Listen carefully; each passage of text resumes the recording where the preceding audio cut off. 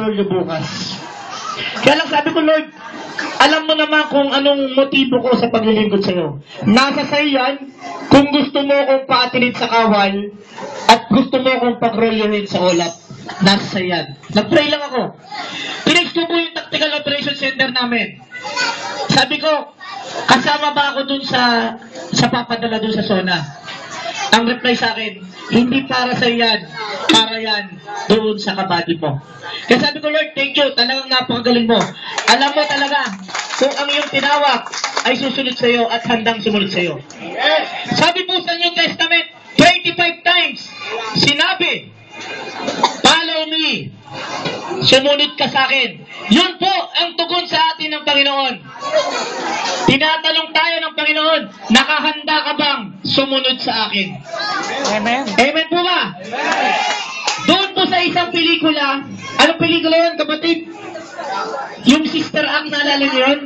Kung saan may isang madre na napakaputi, na sumasayaw, at umaawit, si Whoopi Goldberg. Pakinggan muna natin yung lyrics na kanilang kinanta nung sila po ay nagtipon-tipon at umaawit ng papuri sa Panginoon. Okay. Pakinggan lang po natin lyrics. Oh, Sister Rock! I will follow him. Sabi dito. I will follow him. Follow him wherever he may go. Follow him wherever he may go. And with him I always be. And him I always be. For nothing can keep me away.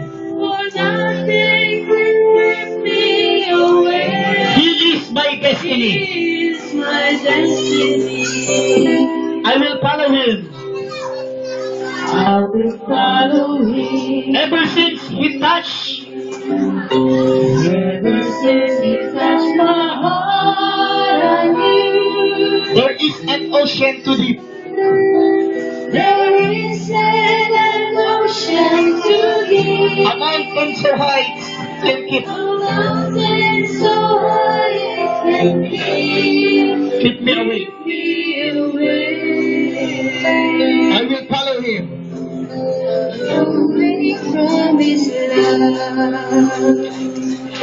Kung pakikinggan po natin ang lyrics, napakaganda po. I love him, I love him, I love him, and everywhere I follow, I follow, I follow. You always be my true love, my true love, my true love, and everywhere I follow, I follow, I follow. I will follow him.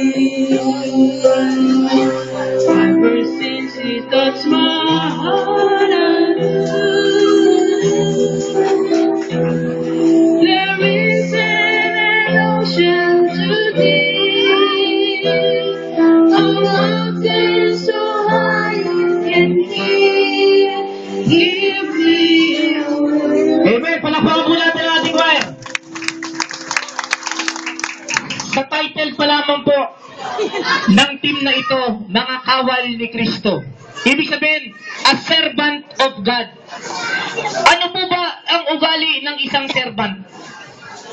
Sila po, yung pag-inutusan, kailangan hindi na nagtatanong, bagkus sumusunod na lamang. Sabi nga, before you complain, obey first.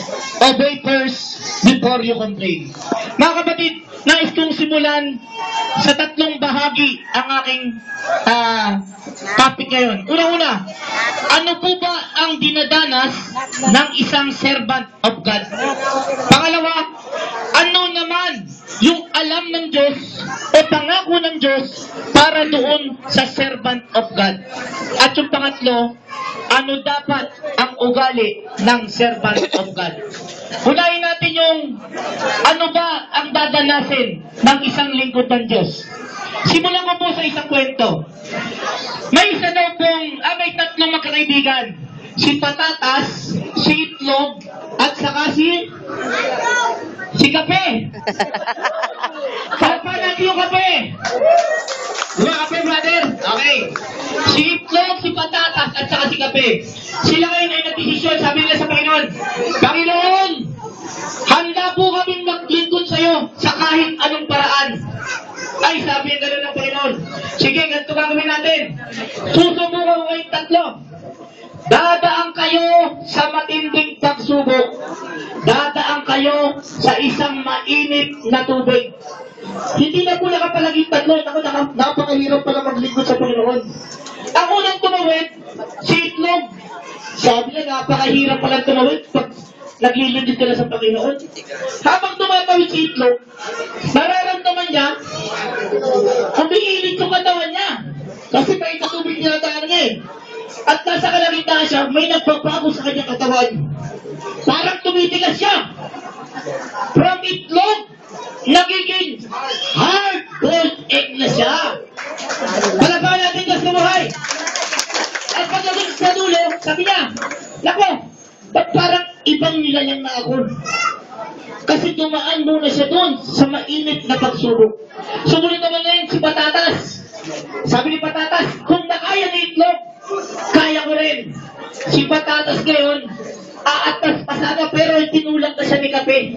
Kaya napilitan na ngayon si Patatas na lumakad. At sa paglakad ni Patatas, nararamdaman niya nagbabago din siya. Si Itlog tumitigas, si Patatas naman, unti-unting nanlalambot. At nararamdaman niya na parang nagiging hindi na siya matigas na patatas, kung hindi nagiging mashed potato na siya. At nung nakarating siya sa dulo, sabi niya, naku, masarap pala yung naglilingkod sa Panginoon. Ito matindi si Kape. Yung isang butil na kape, na barako, habang tumatawid na siya doon sa mainit na tubig, ano nangyari sa kanya? Unti-unti siyang nalulusaw. Bakit parang nawawala ang camera? Saan si Boy camera? Ano? Habang naglalakad siya, unti-unti siyang nalulusaw. At pagdating na sa dulo, nararamdaman niya na siya na pala ay isang napakabangong kape. Amen po ba? Palapan natin ka sa buhay. Ano po ba ang mensahe sa atin ng kwentong ito? Kapatid, pag pinili mong maglingkod kay Kristo, kailangan nakaramdam ka ng pagsubok sa buhay. At sa likod ng pagsubok sa buhay na yan, anong nakaraan? Isang pagbabagong nilalang. Kapatid, kung dati-dati, yung bibig na yan, na laging sumisigaw ng mura, pagdating ng time, tatapitin ng Panginoon yan. Eh, sumisigaw ng papuri at pasasalamat sa Panginoon. Yung dati-dati mong kamay, na pinanggugulpi mo sa asawa, pinamamalo mo sa anak, pinagamit mo sa katarantatuhan, pinananakit mo ng iyong kapwa, darating ng time, ang kamay na yan, ang ipapatong mo sa iyong kapwa, upang maging kaluyan ng pagpapalang siya ng Panginoon. At kapatid, kung yung paa na yan, na dati-dati pumupunta sa mga beer house at sugalan, darating ang time, ang paa na yan, ang gagawin ng Panginoon upang ilapit natin ang ating mga kaibigan, ang ating kamag-anak, ang ating mahal sa buhay. Tumutuon sa Diyos na hinahanap natin at pinamahal natin. Yun po ang nais ng Panginoon sa pagbabago sa ating Panginoon. Amen. Sa ikalawang bahagi, sabi po doon, ano naman daw po yung alam ng Panginoon sa atin? Una-una, alam ng Panginoon ang iyong pangalan. Sabihin mo yung pangalan mo? Ang pangalan mo, kapatid? Okay. Idol model. Pagdating pala ng time, pag humarap tayo sa ating Panginoon, wala tayong title. Kasi tatawagin tayo ng Panginoon ayon sa ating pangalan. Tatawagin ako ng ating Panginoon. Brother Aldi, humarap ka dito. Hindi ako tatawagin ng PO3 Ratimones, humarap ka dito. Lahat tayo tatawagin ng Panginoon ayon lamang sa ating pangalan. At ito maganda, kung tunay ang gagawa, ang pangalan mo, Isol, ay nakatala na. Nakasulat na ang pangalan. Pinamaganda dun eh. Yung pangalan mo, bukod sa nakatala na, alam na ng Diyos, nakasulat pa. Nakasulat pa sa palat ng Panginoon. Palakpakan natin Diyos sa buhay. Oo, nabuhay siya ang ating Panginoon.